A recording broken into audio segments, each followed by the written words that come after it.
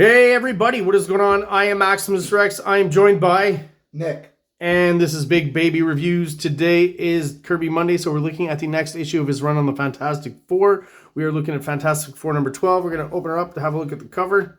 This one's pretty iconic. I think everyone out there has probably seen this cover before. All right, the Hulk, finally. Remember they used that little bit of preamble in the past issues that he was going to show up, and it took forever. They actually let go of that idea for a bunch of issues. Things to notice early on, Kirby, he's working a lot, and some details are getting kind of fleshed out and others not right away. So the Hulk here has, you'll notice, 3 fingers and a thumb, as well as just 3 toes. So kind of an odd thing. We'll have to pay attention inside the comic if it's actually like that. It's Frankenstein. It does look a lot like Frankenstein for sure. The Hulk, the early inspiration, a lot of people will deny it, but yeah, already the color choice, where originally he was kind of gray and then they moved it to green because when Frankenstein was first colorized, they made him green, and that's where they got the idea. And clearly the face is definitely, the hair and the flat head and the big brow is, it's 100% Frankenstein. Anyone who denies that, I think, is just not really paying attention. But yeah, classic cover here. Some of the figures, I think, like this figure of Reed Richards, I just feel is very Kirby here. Kind of just a regular kind of pose that he'll run back to thousands of times because he draws so much in so many pages. Just very Kirby-esque. And the Thing's always had 3 fingers, right? That's at least been consistent. Yeah. So once again, he's dressing up like a rich person who's trying to stay incognito and has like some sort of eczema problem, right? I guess you could pass in polite society with just a craggly face and hiding your kind of big brow and eyes with glasses. Maybe that would work. Is this Veronica's dad, from Archie? Doesn't it look like Mr. Lodge? Is that shit? I feel like that's Mr. Lodge enjoying a Virginia Slim. Yeah. And again, these 60s tropes, right? Everyone's smoking. This guy's smoking. And like this lady with her little like opera glasses and stuff. This lady doesn't exist anymore. This hairdo doesn't exist anymore. Except for the last person to try this hairdo was Amy Winehouse. People smoking a cigarette on, what's that thing called there? The holder? Yeah, I forget what those are called. Very high class people. That's how they would smoke. So, of course, the Thing always getting some sort of argument with, people on the street. This is a common trope. I'm actually surprised at how often the same concepts are coming back in these early issues. We'll have the Thing reverting back to human form again pretty soon. Really happens a lot. I don't know if these issues, maybe some of these were drawn quicker by Kirby, but I do notice, at least on these 2 pages, a general lack of backgrounds. For real. Right? Like it's kind of empty. Yeah, it jumps out at me a little bit. Like there's still some cool stuff. The figures are good. I like this shot here and the smoke and the fog. That's pretty cool. But like to me here did the inker decide not to ink maybe some of the building that was up here that he didn't feel like inking or something? That became a thing we know Coletta would do, right? He would leave stuff out in the background when he was inking Kirby on Thor. Yeah. Yeah. I wonder. Deadline issues maybe. And I do want to mention the inking too, because next review I think is the issue that Steve Ditko inks, and apart from the bad kind of printing and the slightly blurry art already from the Masterwork editions, I do feel like Ditko's inking. All right, Steve Inko dinking on to Jack Kirby is what's going on here. Yeah. So Steve Ditko's inking on Jack Kirby just looks much better than this gentleman here, who's Artie Simic, I believe.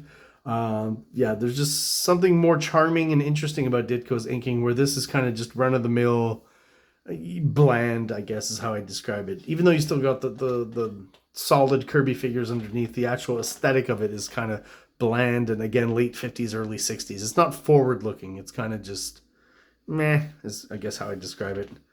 I like the Thing here, though. There's something about his eyes and kind of a cool panel. I like how they have a picture of the Hulk. Already? I've come to enlist your help. I want you to find and destroy the Hulk. Oh, so this has got to be Thunderbolt Ross, for sure. For sure, yeah. So they basically goad the Thing into, fighting the Hulk by, I guess, saying, you know, hey, you're not man enough to take him in or something. It's a very kind of old school masculine thing. Is his name ever mentioned? No, huh? I don't think it's mentioned this issue. I think you're supposed to be an IE general. Oh, this guy here? Yeah. Well, I mean, he does have the mustache, but you could be right. I don't think they say there's the buzzer. It must be the general now. So he is a general. Yeah, they just keep calling him general. Maybe it's retconned or something. They said, oh, you know, he did have a mustache, so it's Thunderbolt Ross. Or it would make sense because it's the Hulk. Yeah. He was there early on, I believe, right? But you're right. They don't mention. They just call him general the whole time. I like the shot here. This is very 60s, I find. Kind of... sometimes I wonder if, you know, Stanley Kubrick took some inspiration from some of these comics for 2001 Space Odyssey. There's something akin to that aesthetic here. Very clean and sci-fi and futuristic.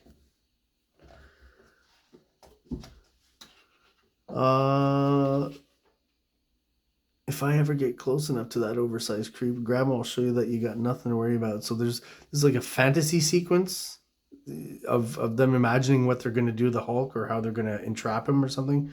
It's kind of an interesting thought to actually like, it's like a what if moment in the comic. Kind of odd. This is Fantastic Four putting on a circus show all of a sudden. Not quite sure what's going on there. But yeah, I like this one. The drawing I feel is very naturalistic. The body language, the crossed leg of Reed Richards here. Wouldn't it be funny if like the leg was like super long? Boring. Like what's make Sue make her bottom part invisible. That's what it said in the plot. Very odd. Oh yeah, this was fun. I mentioned as we kind of quickly went through the book before the review. This is cool. He's already redesigned the Fantastic Car that looked like a bathtub, right? Yeah. So yeah, this was definitely an improvement here. Looks pretty cool. Looks a bit like, you know, still based on existing technology of the time, but combined together to make something new. And I think that's a pretty awesome forward-thinking design for 1961 to 1962. Check it out. It's Clark Kent. Because this is similar to a vehicle. It's in Jimmy Olsen. It's not called the Fantastic Car, obviously, but it's some sort of car that they all drive in. And it's kind of similar to this, I'm realizing now. Maybe this is where he kind of worked out the kinks and then made it even cooler at DC. That's kind of an odd shot of the thing there. Yeah, every once in a while, like the Human Torch here, all of a sudden, like the proportions almost looks like an 8-year-old or something. Looks like a kid, right? It's kind of weird, right? I like the little kind of flamey 2 toes he's got too. That's funny.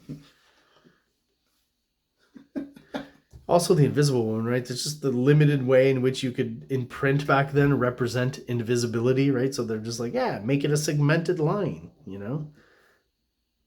It's quite visible, actually.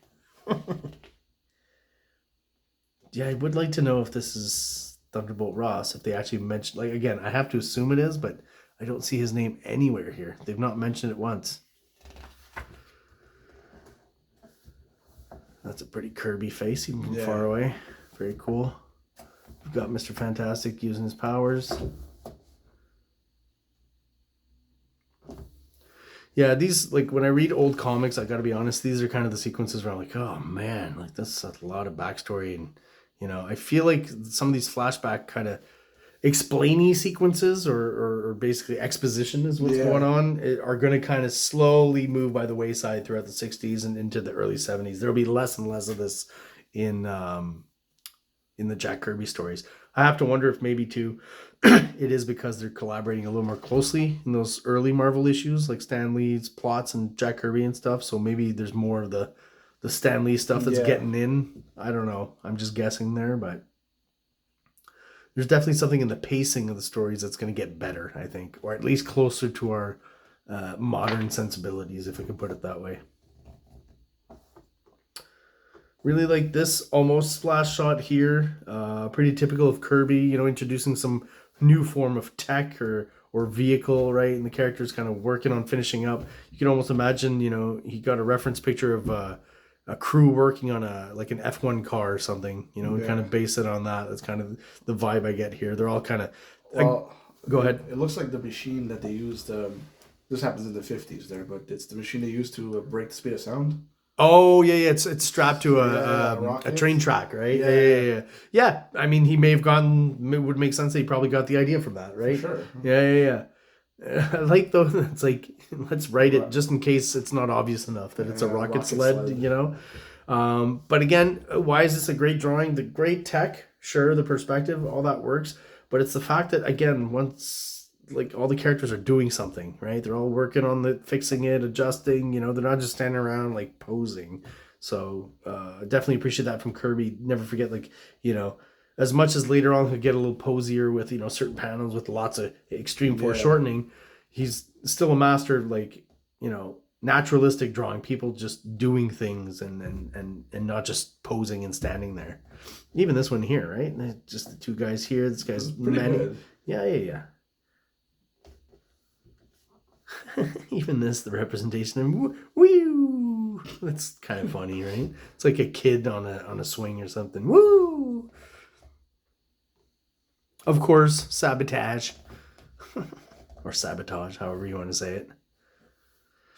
So, thing gets thrown out, but of course, once again, Mr. Fantastic. I didn't even realize real quick as I was going by that it's Mr. Fantastic, who I have to assume that's mostly butt that he stretched out, right? Because it is the softest part of the body. So who was this guy that I thought was maybe Clark Kent? Well, now we get it's Bruce Banner. Oh, look at that. Is it? Is that what it's leading to? I mean, yeah, in his hidden underground lab. Yeah, there you go. That's it. Bruce Banner. Of course. Those interesting kind of color choices. Again, I know these were recolored. I have to assume they at least, you know, kind of base it on the original. Those so are still 3 great shots. Yeah, great shots, and I just like the bold color choices. The background goes from yellow to green to blue, and even his skin here, like he's normal human. Ooh, during the change to give us this like kind of, you know, washed out yellow, and then boom into the Hulk. It's pretty interesting. Visually, at least it works. We got a basic, I guess, almost reproduction of the cover here, this panel, right? That's basically what's going on there. But yeah, look at the lack of detail and the inking on this issue is just, kind of ruins it a little bit for me, especially if you're drawing the Hulk and stuff. Do you think, obviously back then, I guess that wasn't consideration. No. Wasn't much artistic merit in working in comic books, you know? No idea that 40, 50, 60 years later, people were going to be dissecting each book. Right? Oh yeah, so there you go. Yeah, the Hulk does have 3 fingers and a thumb and I guess 3 toes. Yeah. So he's got, listen, let's just count the thumb as a finger. He's got 4 fingers but 3 toes. Just why not? Odd choice to not have the match, I guess, but let's remember he's also drawing at a huge, quick pace back then, doing a lot of Marvel books, especially in the early days. This looks to me like the old Westerns and stuff. Yeah. Right? It almost looks like a movie lot or something. Possibly reused the drawing. Right. Is that, like a reference picture or something? Yeah, that would make sense. Just the hands coming out of the hole here. This is a pretty nice drawing. I like the fluidity of it. Like it's good use of his powers. I feel like this is just less goofy, right? It's pretty cool drawing. Yeah. Pretty cool action. It makes sense. Just this is an example of goofy stuff he does. But yeah, even just the inking on this robot here, like it barely looks metallic, right? It looks kind of soft, right? It's not angular. Yeah. Very soft lines, I guess, is how I describe the inking on this issue. Pretty cool again, just when it comes to body language and posture and stuff. I really like the super dynamic position of the Thing here. You're starting to see those little bits, like this whole panel is very, very Kirby, a sign of things to come. Extreme foreshortening, all this kind of broken up tech, you know. Machinery. Very cool.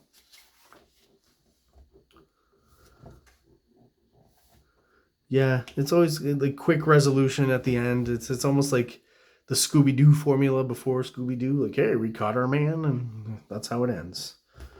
If it wasn't for you meddling kids. Yeah. Yeah. Okay. So this is cool. I like this kind of naturalistic. So like you know, almost imagine a football player who's just been kind of socked real hard and is getting up slowly. You know, that looks cool. Then you got this kind of goofy bit. You know, almost like a diver or something, and like Well, he takes the big the fact that leaps, he's right? diving head first into like either a cave or some sort of rock formation is just hilarious to me. He's just like, bah! He's gonna land on his head there. But he's a Hulk, so I guess the Hulk can't break his neck, right?